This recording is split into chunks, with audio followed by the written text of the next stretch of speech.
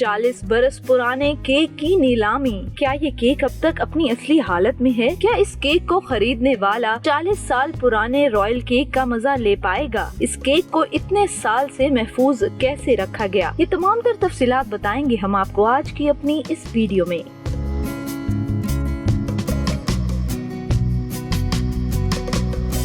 बैनुल-अक़वामी media के मुताबिक बरतानिया में बुध को होने वाली इस नीलामी में तवक्का की जा रही थी कि ये केक 3 से $500 में फरोख्त होगा, लेकिन ये इसके बरक्स $2558 में नीलाम हुआ। क्रिस एल्ब्यूरी का कहना था, हम हैरान हैं, इस केक की नीलामी में लोगों ने बड़ी तादाद में हिस्सा लिया। बरतानिया, अमेरिका और मशरिकी वस्ता के ममालिक से बहुत से लोगों ने हमें इस नीलामी के बारे में पूछा। उन्होंने कहा कि नीलामी जीतने वाले शख्स का ताल्लुक बरतानिया के शहर से है। अब हम आपको बताएंगे कि ये केक आखिर इतना खास क्यों है और इस केक का ताल्लुक किससे है।